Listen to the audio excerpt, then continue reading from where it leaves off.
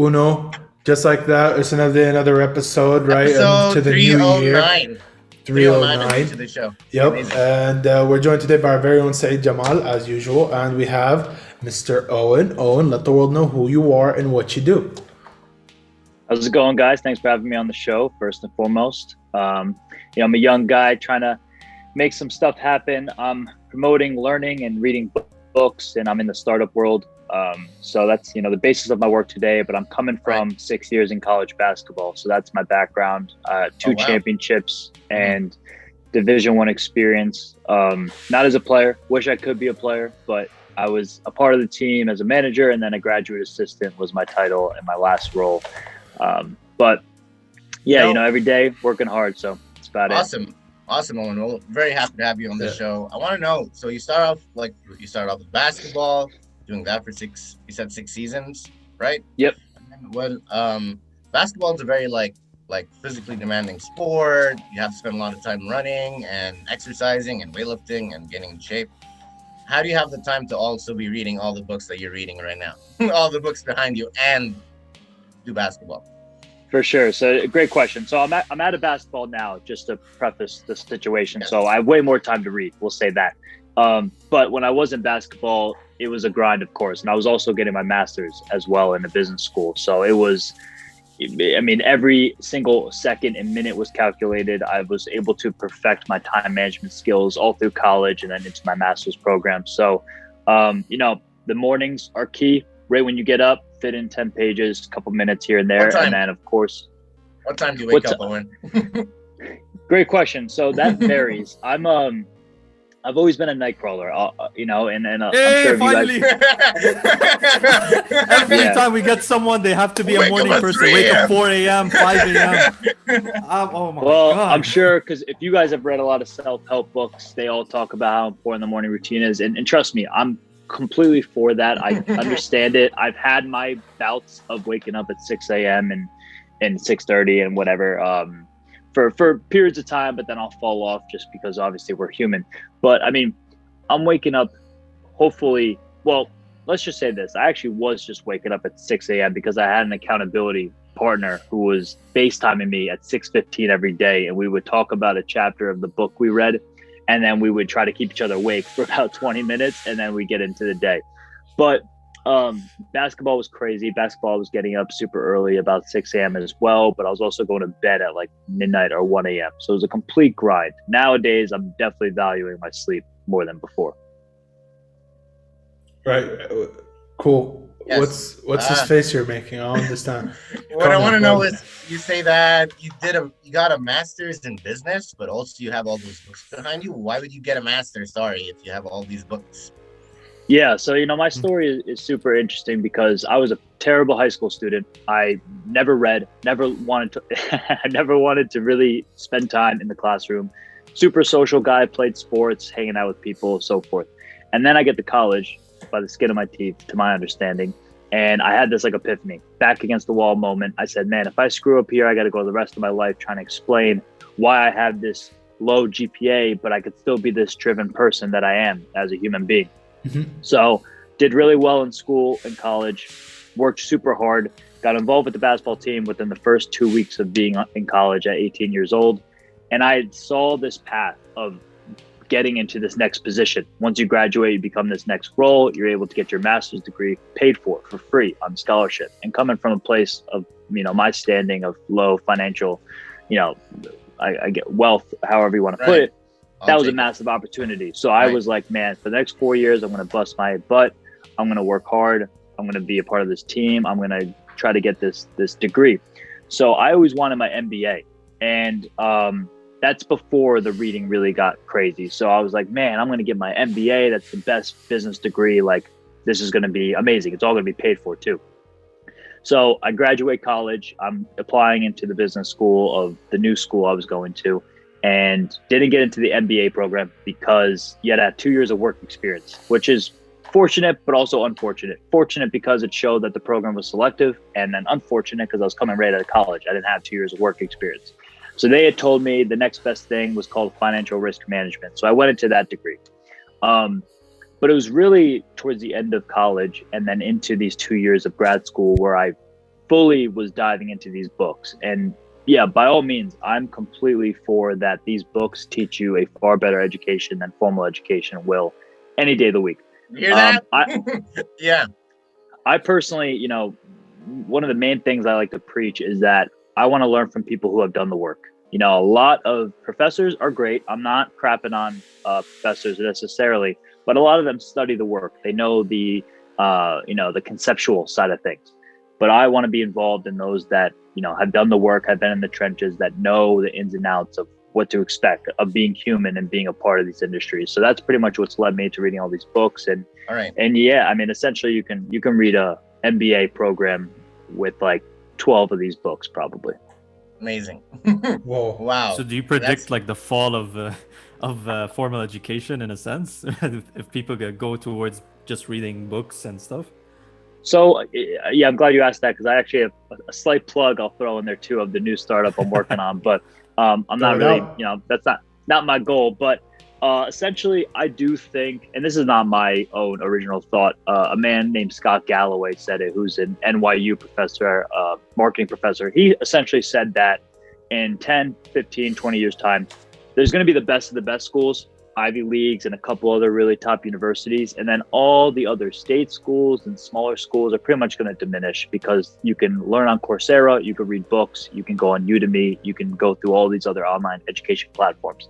Wow. But that aside, if you want to be a doctor, if you want to be an engineer, of course, go to school. Like, that is for you. But for the vast majority of us who are in sales, marketing, and human resources and all these other podcasters, all these other disciplines, you can make a living and learn what you need to learn without going to school. But the plug I wanted to throw in there is I'm actually building a startup that's launching in June. It's called Gura. And essentially, it's a live streaming platform built for learning experiences. So take Coursera. Coursera is pre-recorded, and it is very academic based. It's professors. So what we're building with Gura is two things that Coursera is not. It's live, so it's like Zoom, and it's creators. Me and you guys right now. Like, if you guys have an audience, so you can say, hey, we're doing the Alley Squared group is going to be doing podcasting 101 for $10 live. Learn from us, sell it to your audience, and you can do that on Gura. So quick plug, but that's where I think the education's going. Who knows? We might even be there and teach some of you guys podcasting. Hey, who knows? Right? But, I hope so. Yeah, that would be pretty cool. Yeah, but it's interesting because the best things sometimes I feel like with these kind of apps, it's better to not just have like school related stuff, maybe some other things on tutorials on how to do like music, for instance, like right at the top of my head, right? Like you can have a live teaching of, for example, how to play the guitar or piano or something, and it would actually be pretty cool. Yeah. So honestly speaking, out of all the books behind you, which ones have you read? So you're not even seeing all of it. There's books by my feet. There's books on this bed right next to me, and I got a whole nother room of books as well.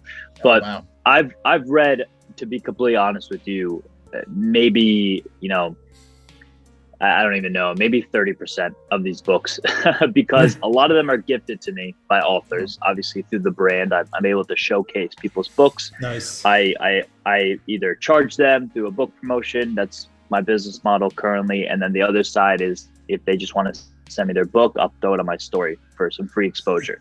So a lot of those books are those. And then again, I do think I have a healthy addiction of buying far too many books than I can read. So those are included there too. Healthy addiction? So, healthy or spending habit? Spending habit. I like to, well, it also hurts the environment. Owen, I wonder, why do you not just get audiobooks or Kindle where you can put all these things on? Good thought. So couple things to rebuttal that. One, the book's already printed. I'm not buying books that are print on demand. So the book's already printed. Someone's got to buy it. So I'll buy it. And number two, I just love the physical, feel of reading a book. I also write up my books tremendously. If you grab one of these books that I have read off this shelf, you'll see writings in the margins, arrows, brackets, all sorts of things. So I'm sure you can. Audiobooks I fail at. I'm so bad at that because You can't do anything with them. You have to have your notes app. And if I'm driving in the car, I should not be texting notes and listening to an audiobook. But True. I like podcasts. So podcasts I'm a big fan of because you can gather enough knowledge in a 30-hour bit of time that you don't have to be like actively taking notes the whole time. You could kind of grab a couple nuggets here and there. But with books, I'm like always finding nuggets left and right, seeing what applies to me on that day and so forth. So yeah, definitely a big physical book guy. And what do you look for when you're reading the book? Like what kind of notes do you take, and why do you take these notes? Yeah, absolutely. So I was definitely ADD younger. I'm not anymore. Definitely, I think I've grown out of that. But I'm always. It's interesting because every time I read a book, the markups will have to do with who I am that day, what I'm dealing with, what's going on. So it could literally be so many sides of the spectrum. I mean, it's definitely not like a two-end kind of model. It's just this massive graph of just my thoughts being so sporadic. But I mean, if I'm reading a book that's specific to like marketing or sales, I'm obviously probably going in with some intention of something to learn. So I'm looking for that specific thing of what I want to learn. So, sometimes I'll read the table of contents and I won't even start in the beginning, because most books in the first 3 chapters are essentially like, hey, okay, this is who I am. This is why I'm teaching you this, but I don't care for that. Exactly. Like I'm reading a book right now. Yeah. I'm reading a book right now by Ramit Sethi, which is, he wrote, I Will Teach You to Be Rich, but it's not that book. It's an earlier book. Yeah, it's one of the best finance books. Yeah. That book should be the only personal finance textbook in college, honestly. Really good.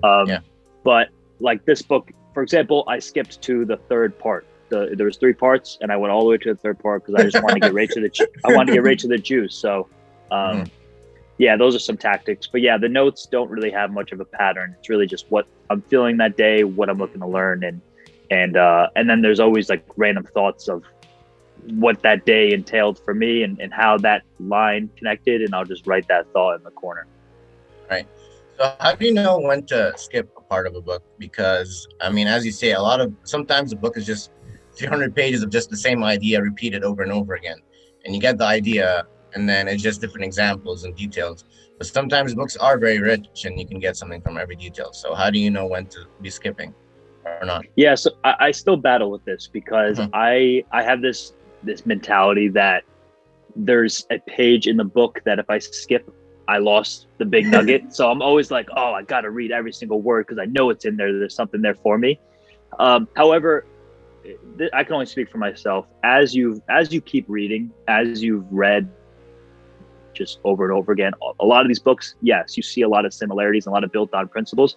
So it's almost like a subconscious action that once you get across a paragraph or a subtitle, and you notice that this is literally what X, Y, and Z just talked about in this book, I just skim it or go right past it. And then it's kind of just a involuntary action at that point. But I think that definitely comes with reading a ton and learning that there are a lot of topics that are kind of spoken about over and over again. I think there are 2 questions I want to ask. One is really important, but one is completely out of the topic. So let's start with the out of the topic one. Why do you have a book with my name on it? Ali? Where's that? Is it? Top, Oh, you mean other way, like other picture? side. No. Oh, other yes, side. yes. Yeah, there we go. Well, That's this- it. Oh, whoa. That is Ali. Yeah. Shout out. Right? That Awesome. is one of my favorite idols and inspirations. And as you can see, I got him right up here that says competition or confidence has no competition. Yep. And even though I love that quote, I'll speak on it very quickly. I don't really like the word confidence. I rather substitute it with self-belief.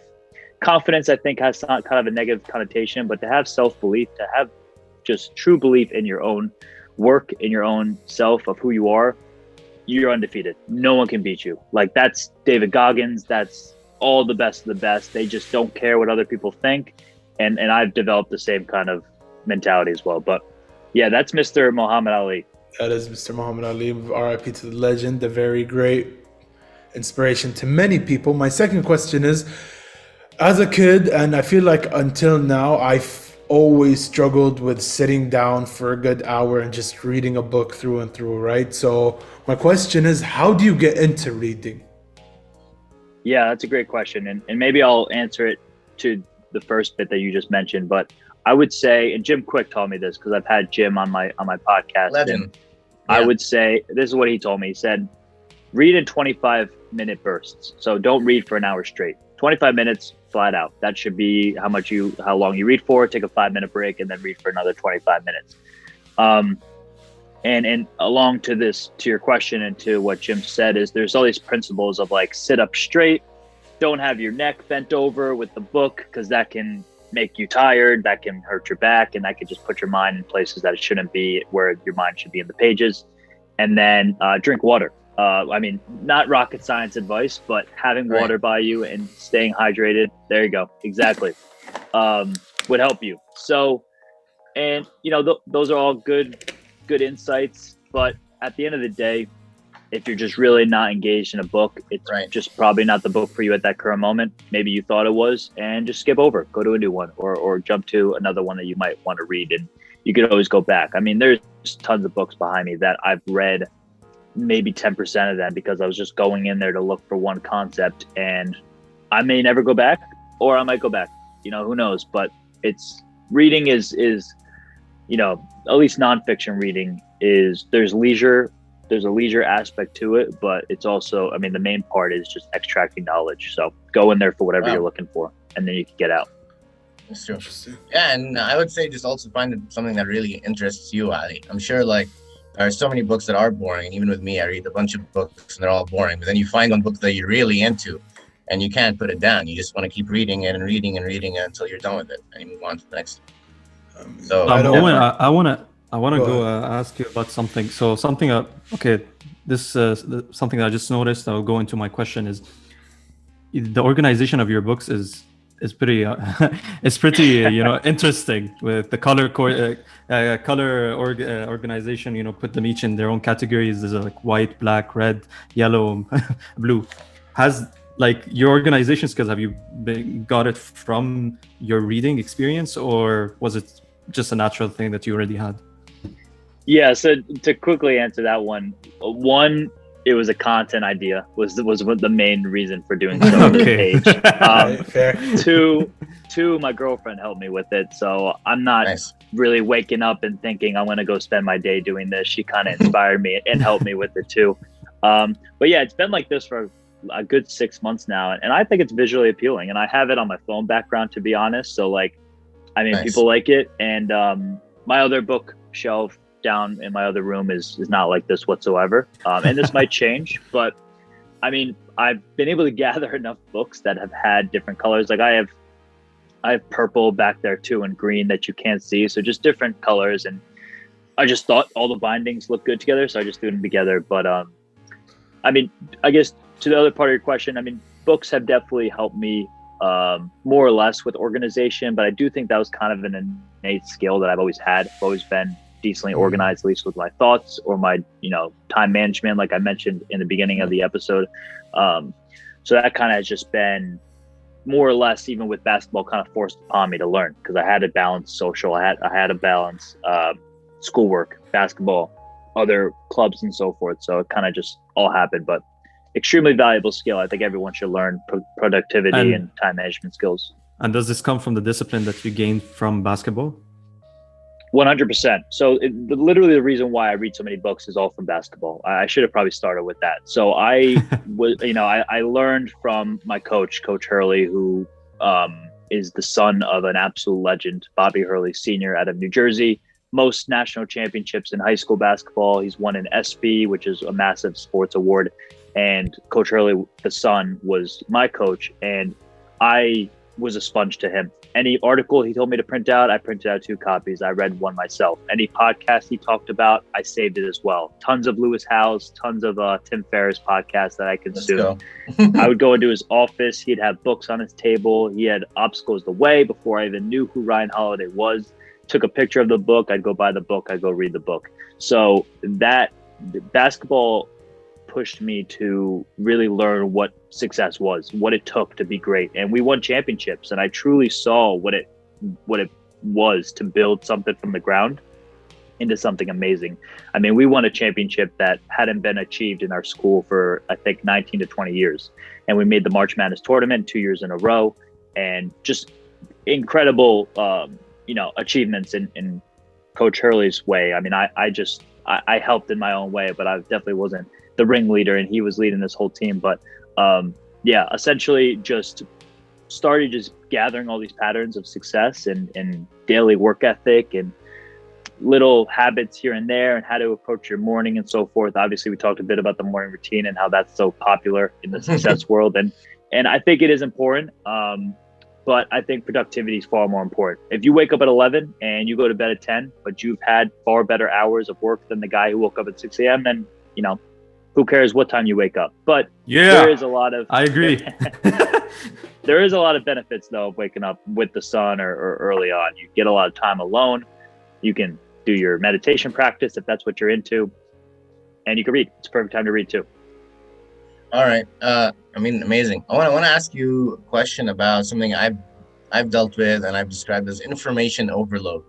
So sometimes I'm reading a lot of books, and then I have podcasters on, and we're talking about these topics like fitness, for example, and you learn so much about fitness, and then you're just like, well, I have all this knowledge, but I have, and I have to actually go and implement it. Do you ever struggle with something like that, and you just have so much knowledge, but you don't know where to even start?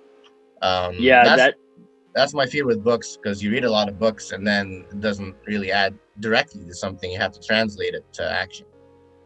100%. And that's where knowledge becomes power. It's a myth to say knowledge is power. It's potential power. Without action, it's worthless.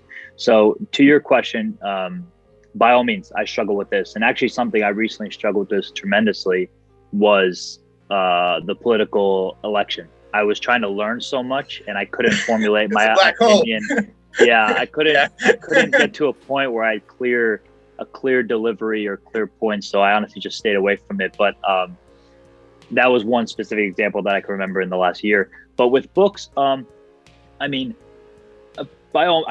lying to you if I said that I apply every single thing I learn. I mean, I've learned a ton, and I've applied 75% of it, and it's changed my life for the better. But there's, of course, tons of principles and so forth that I haven't. Like, I don't take cold showers regularly. I try. I do a little 15 seconds here and there.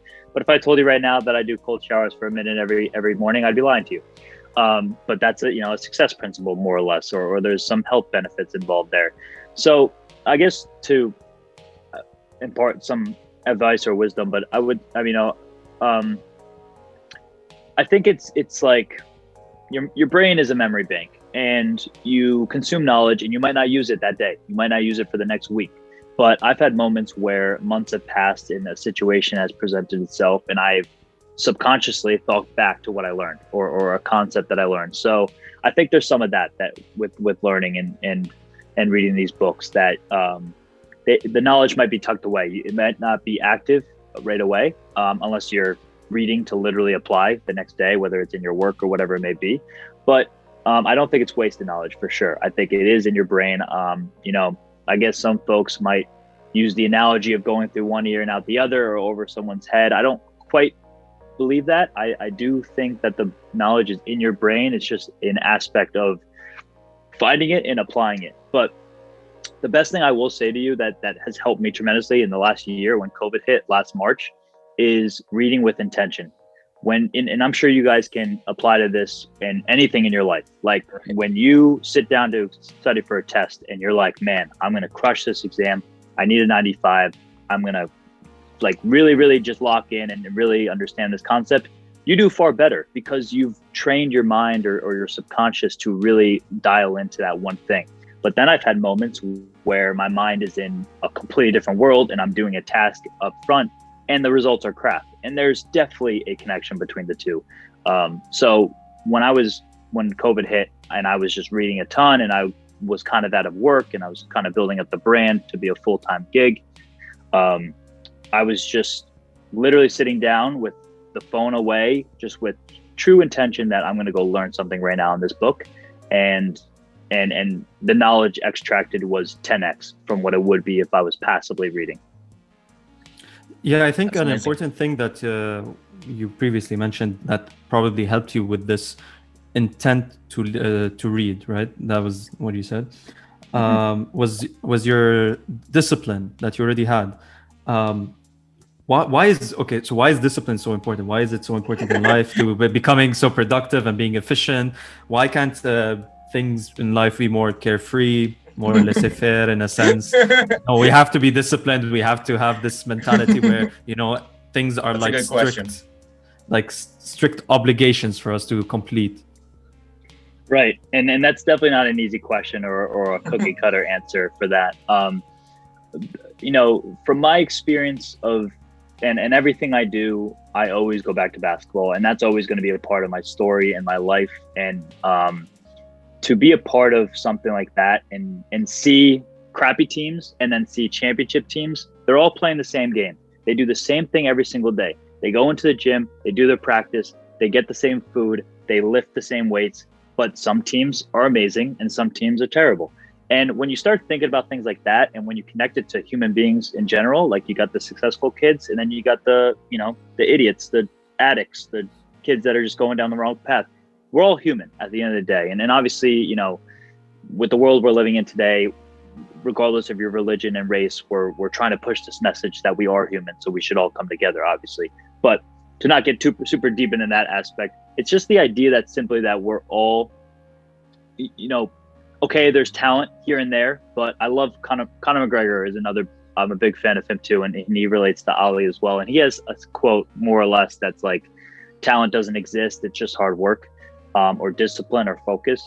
So I guess when you really adopt that mentality to think, man, that guy's no better than me, he's just been more focused, maybe he's more disciplined, then you start thinking like, okay, like, what do I need to do now to get to that next level? And I'm sure you guys consume a lot of motivational content that it's like, disappear for 6 months and you'll see what you can do. Yeah. And it's kind of like, hoorah type of stuff, but it's true. I mean, in basketball, what I could tell you is I didn't see family or friends for generally 9 months out of the year. It is a day in and day out grind, Wow. super long hours, traveling the nation and so forth.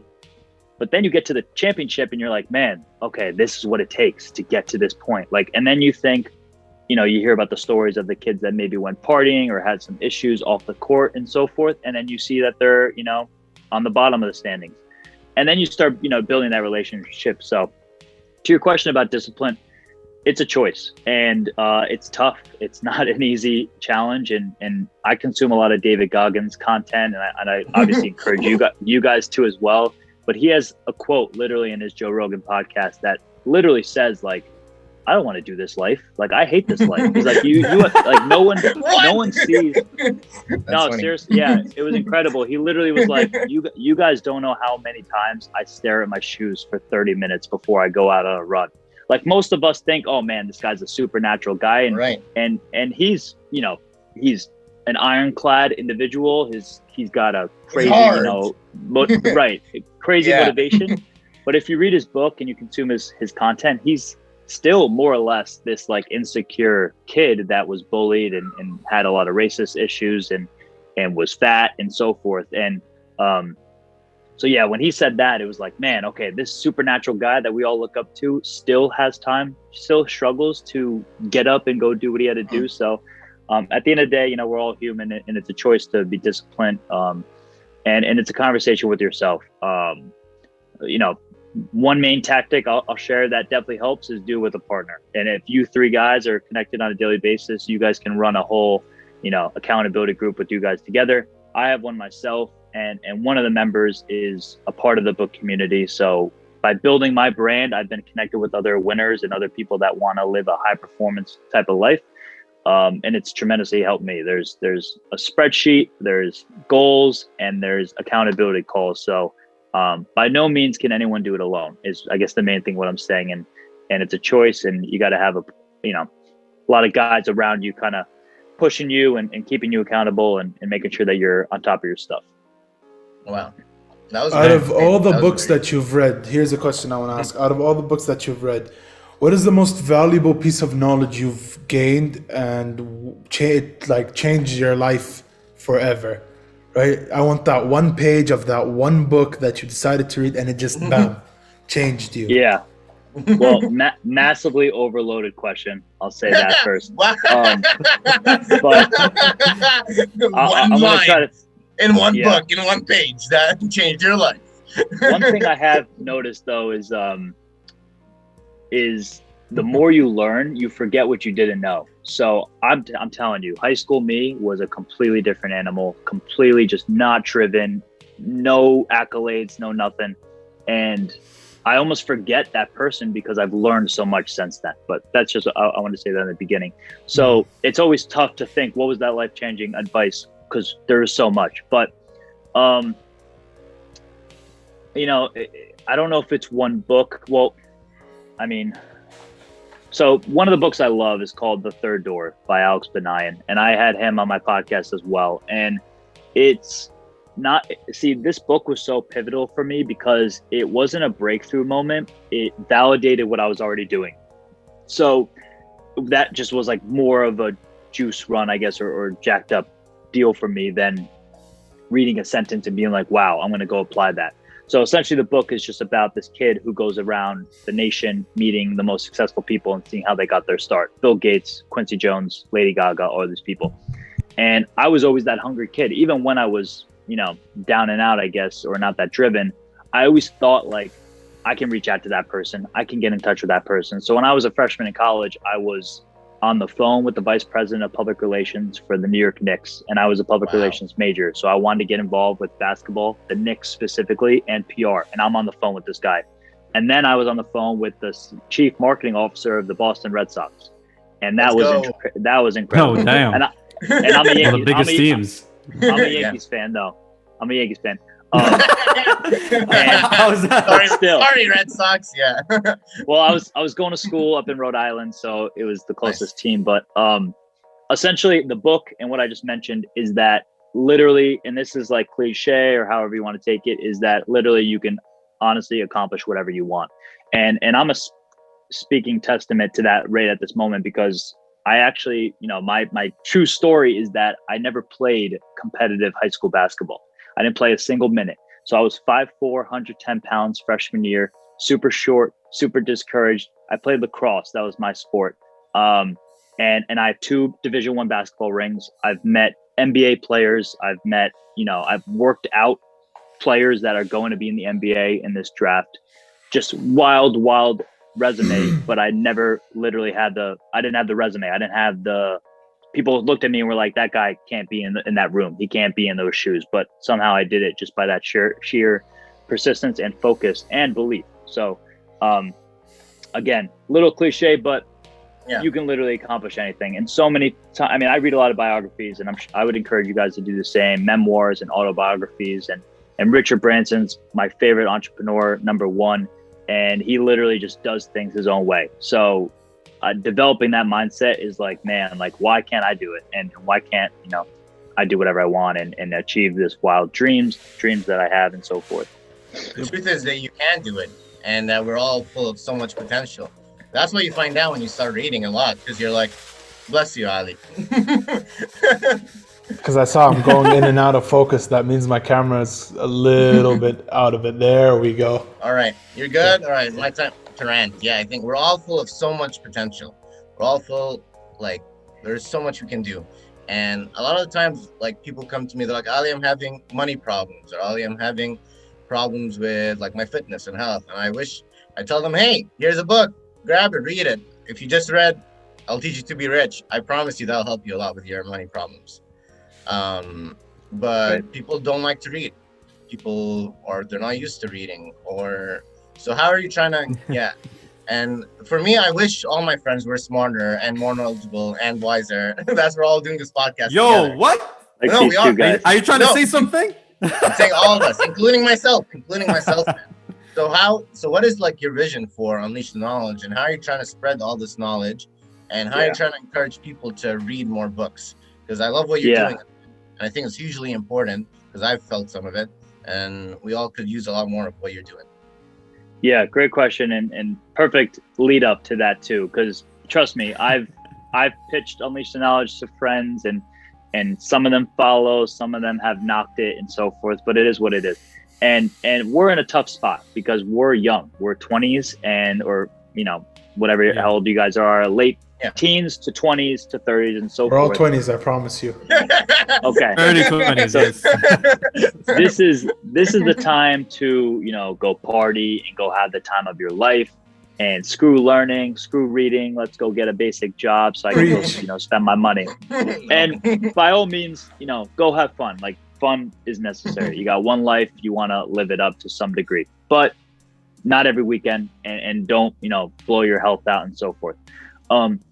But for us to be preaching learning and reading at our age, there's a lot of backlash because of that. So what keeps me motivated is I know when people are 30 and 40 and 50, they're going to come around and be like, man, like, oh, and what you were doing was right. Like, I should have listened back then.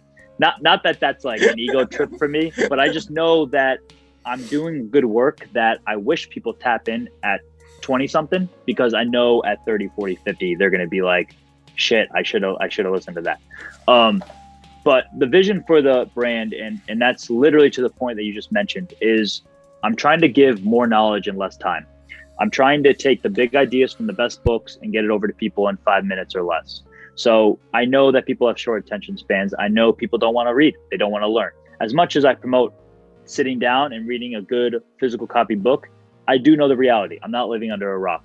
So a lot of my content has been pushing towards these book bites that I'm calling it, and little takeaways and eight pivotal lessons from Shoe Dog or whatever that may look like. So I'm trying to get these little tidbits over to people, and more or less, like, when you consume content like that, it's as if you read the book. And you obviously didn't read every word, and you kind of missed the stories of the book, which is all great and entertaining and super, impactful in its own way. But you're getting the true knowledge that you could then go out in the world and go put action towards it. So there's a company in the US that you guys might be familiar with, Morning Brew, and they are an email newsletter. The one founder is actually lives not too far away from me, but they just, so they're a 2 million person newsletter, and all they've done is just dumb down or condense tech, finance, business news. So I kind of have visions to do a similar kind of action, but for books. So I have a newsletter that's kind of been lacking a bit just because times have gone busy, but within the newsletter is simply a weekly book bite that try to get the big ideas over to people that are the readers, and see if they can, consume it in a quick manner and then go ahead and apply it into their life. And Morning Brew is a great example because it just sold for $75 million to Business Insider. So there's definitely some potential in the idea of condensed information and getting it over to kids our age, millennials or Gen Z, that are, so-called busy, uninterested, uninspired, whatever that may be. Give them the knowledge super quick, and hopefully they can be impacted by it. I think that's really cool, because as you say, there are a lot of information books that should be spread. One of my favorite things about your page is that you show how great people have read books. Like, you always reference how Terry Crews read Man's Search for Meaning or something like that. Mm-hmm. And I think you're right that people's attention spans are being shortened, but we deal with that because we're in a podcast. Sometimes you want to send out bite-sized information, but in order to get the true depth, you really have to sit for an hour and read. And for me, at least, I think a lot of the problems in the world is that everyone's too stressed or too anxious or too bored. And when I'm reading, all that goes away. For me, it's a kind of meditation. Definitely. To read. Do you see it that way? 100%. 100%. I do view, I personally think the reason why I read so much is because it's calming. I know it's giving me a positive benefit. There's no negatives involved. I know I'm spending my time wisely, and I'm gaining some top tier knowledge. So for all those reasons, it's extremely relaxing, and it's extremely, empowering. But I do understand that people they can't meditate today. They can't sit in one spot for 20 minutes or 5 minutes. And that almost gets you to think like just quickly on the social media side of things. I was pushing out a lot of Instagram TV videos that were 5 minutes, and they were doing terrible, and they were getting barely any views. And now you see Instagram Reels 15, 30 seconds and they're getting 100,000 plays, that just gets you thinking like, oh my gosh, this is where the world's trending. Like you literally need to give them like just boom, boom, boom, boom, bunch of little kind of pieces of knowledge. So that's where I'm trending towards. But there's a deeper meaning to all that, people, they are scrolling. They want info quick. They want to be entertained and all this stuff. So it's all good things to think about. I think we hit a timestamp, by the way. Before we finish, I just want to say, like, I have a wild theory about this kind of aspect. Now, obviously, it has to do with technology, but my theory is based more about. So when you were talking about like people don't have the time to meditate, and they don't really have time in their daily lives. What I notice now, okay, so most of my friends do work, right, and they have they're very busy to do most of the things they would like. Now I'm lucky that my parents still kept me. I still live with my parents, and it has provided me with a lot of, benefits for other things. So, for example, I am able to learn my third language right now, which is German. I am able to see my friends and hang out with them. I'm always watching YouTube content from podcasts to gain whatever information I can. Always keeping up to date on. And also obviously working on the podcast, talking to guests and trying to bring them on the show, and obviously communicate with some of them who are here in Lebanon in real life. So, and this obviously has been like helpful for me, because I've also been able to remove the stress from my life, just because I don't have this thing in my head where when I'm 18, I have to get out of the house. I have to directly start finding a job. And although I have done part-time jobs, and I have worked a bit, by myself, but I didn't have this pressure and this stress where my parents wanted me out of the house, just get out and take care of yourself. Like it took, in my opinion, I think if the parents give the child or their child a few more years, it would really benefit them to be able to become successful people. Definitely. And I mean, that's of course a benefit to have supportive parents that will welcome you in at any time. I mean, I've heard stories of kids that moved out from 18 to 27 or something, and then would go back because something might have hit the fan or they got into a bunch of debt and so forth. For me, I went to college for 4 years, and then I was gone for another 2 years. So I was gone for 6 years coming out of college. And personally, I'm an independent person, so that suits me well. I love being alone.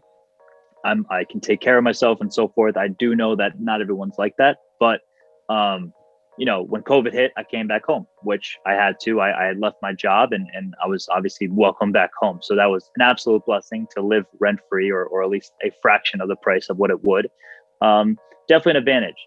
But, I don't think those that don't have that, they should use that for power. A lot of things that have not gone my way or have been struggles of mine growing up, and, whether it was financial or relationships and so forth with the family, like I look at all that stuff as power, to be honest. And I mean, I don't know who truly coined it, because I think it's been around forever, but I do think that your purpose is in your pain, and your pain's usually in your past. So kind of connecting and coming to terms with all that is extremely empowering.